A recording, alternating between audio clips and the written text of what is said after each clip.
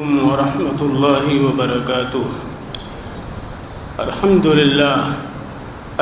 لله حمدا كثيرا طيبا مباركا فيه. قال الله عز وجل في القرآن المجيد والفرقان الحميد: أعوذ بالله من الشيطان الرجيم، بسم الله الرحمن الرحيم. ما آتاكم الرسول فخذوه وما نهاكم عنه فانتهوا واتقوا الله إن الله شديد العقاب. اللہ رب العزت نے جناب محمد الرسول اللہ صلی اللہ علیہ وآلہ وسلم کے تعلق سے یہ فرمایا ہے کہ رسول نے جو کچھ تمہیں دیا ہے اسے تم مضبوطی سے تھام لو، پکڑ لو، اور جس سے انہوں نے منع فرمایا ہے اس سے باز آ جاؤ، اللہ سے ڈرو. اس حکم کی خلاف ورزی کرو گے تو اللہ بہت سخت سزا دینے والا ہے. اللہ کے رسول صلی اللہ علیہ وآلہ وسلم نے ہمیں کیا چیز دی ہے؟ سب سے بڑی چیز کیا ہے اور سب سے مقدم چیز کیا ہے؟ سب سے مؤثر اور مفید و نافع نتیجہ خیز چیز کیا ہے؟ ظاہر ہے اس کا جواب یہ ہوگا کہ وہ اللہ کا کلام ہے، وہ نور الہی ہے جس کی روشنی میں ساری ظلمتیں کافور ہو جاتی ہیں، سارے اندھیرے ختم ہو جاتے ہیں اور حقائق اور مقاصد واشگاف طور پر ظاہر ہو جاتے ہیں. اسی لیے اللہ رب العزت نے فرمایا: آمنوا باللہ ورسولہ، ایمان لاؤ اللہ پر اور اس کے رسول پر، واتبعوا النور الذی انزل معہ، اور اتباع کرو اس نور کی جو آپ کے ساتھ نازل کیا گیا ہے. اگر تم فلاح اور کامیابی چاہتے ہو تو کامیابی کی ضمانت اسی میں ہے کہ تم نور الہی سے اپنے آپ کو وابستہ کر لو. آمنوا باللہ ورسولہ والنور الذی انزلنا واللہ بما تعملون خبیر. اللہ اور اللہ کے رسول پر ایمان لاؤ اور اس نور کو قبول کرو جس کو ہم نے اتارا ہے، کسی اور نے نہیں دیا ہے، ہم نے دیا ہے اور آپ کے واسطے سے دیا ہے.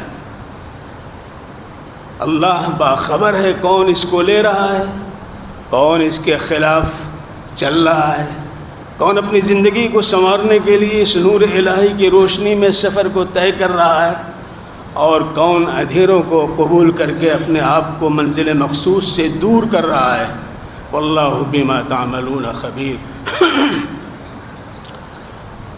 اللہ تبارک و تعالیٰ نے حضرات صحابہ کرام رضوان اللہ علیہم اجمعین، جن کے واسطے سے ہم کو قرآن پاک ملا ہے، جن کے واسطے سے ہمیں دین و شریعت ملی ہے، جن کے واسطے سے اسوہ رسول ہم کو ملا ہے، جن کے واسطے سے ہمیں نمازیں ملی ہیں، روزہ ملا ہے، حج ملا اور زکوٰۃ ملی ہے، جن کے واسطے سے اسلامی شریعت کا پیکر ہم کو ملا ہے، آخرت کا منظرنامہ ہمارے سامنے آیا ہے، جنت و دوزخ کی تفصیلات آپ کے ذریعے ہم کے ملی ہیں، اور وہ صحابہ کرام ہیں جو اس کے ناقل ہیں.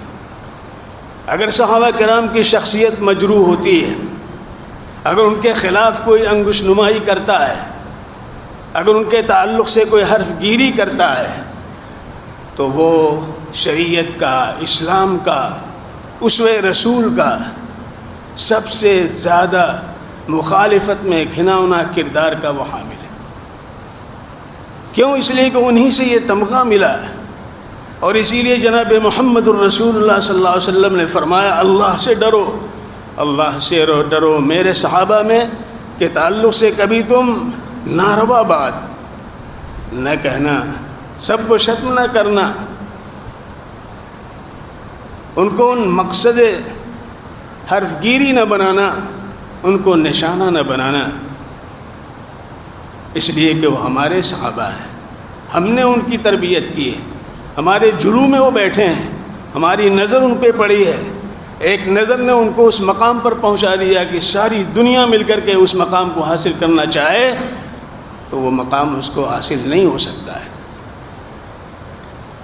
اللہ تبارک و تعالیٰ نے اس آیت کے بعد جس کی میں نے آپ کے سامنے تلاوت کی ہے، کیا فرمایا؟ امت اسلامیہ کے 3 طبقوں کا تذکرہ فرمایا ہے۔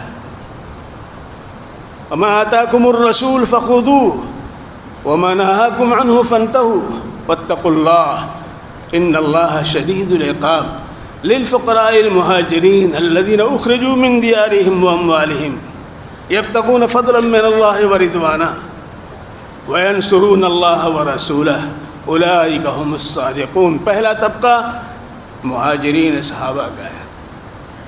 دوسرا طبقہ والذین تبوؤوا الدار والایمان من قبلهم يحبون من هاجر الیہم ولا یجدون فی صدورهم حاجة مما اوتوا وینثرون على انفسهم ولو كان بهم خصاصة ومن یوق شح نفسه فاولئک هم المفلحون۔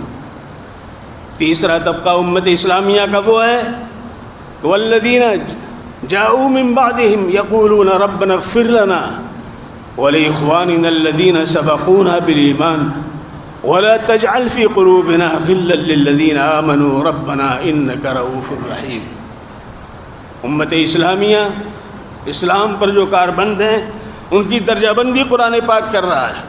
پہلے 2 طبقے جو گزر گئے وہ مہاجرین کے تھے، انصار کے تھے، جن کو گھروں سے نکالا گیا، جن کے مال و منال کو چھین لیا گیا، بے دست و پا کر دیا گیا، لیکن اسلام کی محبت میں جناب محمد الرسول اللہ صلی اللہ علیہ وسلم کے تعلق و ربط اور محبت میں انہوں نے سب کچھ برداشت کیا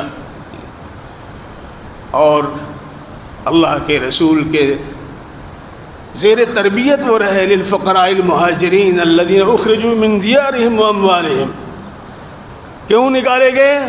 حکومت کے لیے، سلطنت کے لیے، فرما روائی کے لیے، مال و منال کے لیے، طاقت و جاہ کے لیے، غلبہ اور اقتدار کے لیے نہیں۔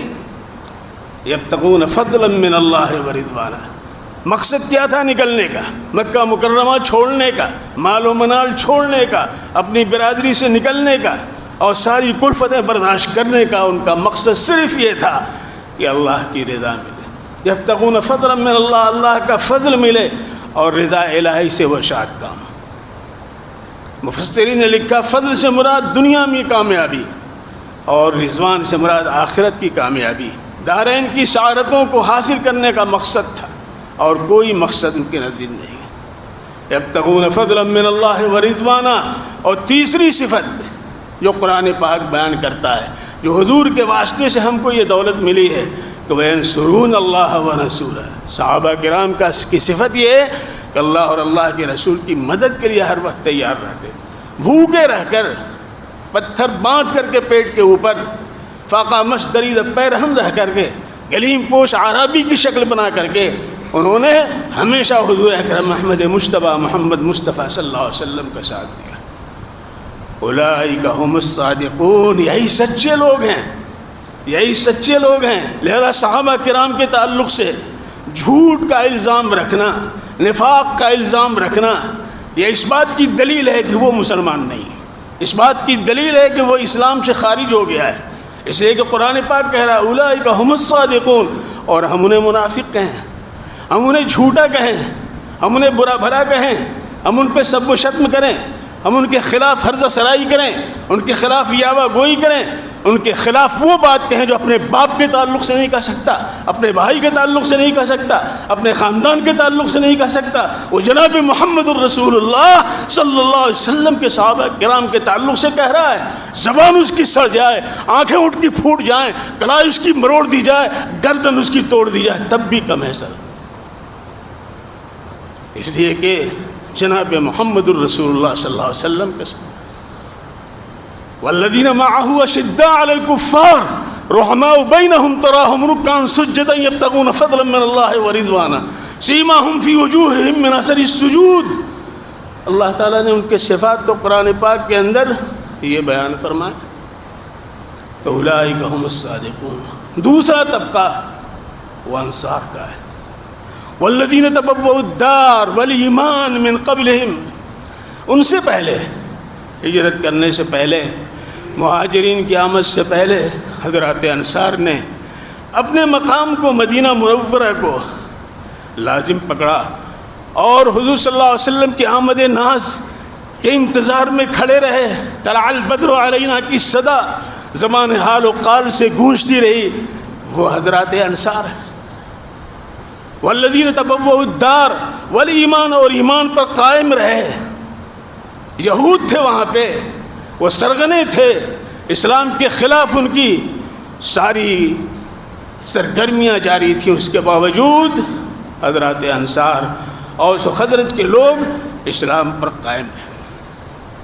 تو والذین تبوؤا الدار والایمان من قبلہم، ان کی آمد سے پہلے، یحبون من ہاجر الیہم، جب مہاجرین ہجرت کر کے آئے تو محبت، یگانگت، حسن انسجام، باہمی رواداری اور ایک دوسرے سے ایسا تعلق کہ گویا ایک بھائی کا بھائی سے جو تعلق اس سے بڑھ کر کے تھا۔ لوگ لپکتے تھے کہ ہمیں یہ مہاجر مل جائے، ہم اپنے گھر میں ان کی دیکھ بھال کریں گے۔ قرعہ ڈالا جاتا تھا کون صحابی کس کے ہاں، کون مہاجر کس کے ہاں جائے۔ یحبون من ہاجر الیہم ولا یجدون فی صدورہم حاجۃ مما، اور تیسری صفت حضرات انصار کی یہ بیان کی گئی کہ وہ ایسے ہیں کہ ان کے دل میں مہاجرین کو کچھ دیا جائے تو تنگی نہیں پیدا ہوتی ہے بلکہ خوشی ہوتی ہے۔ بنو نذیر کو جب جلا وطن کیا گیا، بنو نذیر کا سارا اثاثہ، ساری جائیداد کے تعلق سے حضور نے حضرات انصار سے پوچھا، یہ اگر میں چاہوں تو انصار و مہاجرین میں تقسیم کر دوں؟ حضرات انصار نے کہا حضور مہاجرین کو دے دیں، ان کے پاس کچھ نہیں ہے۔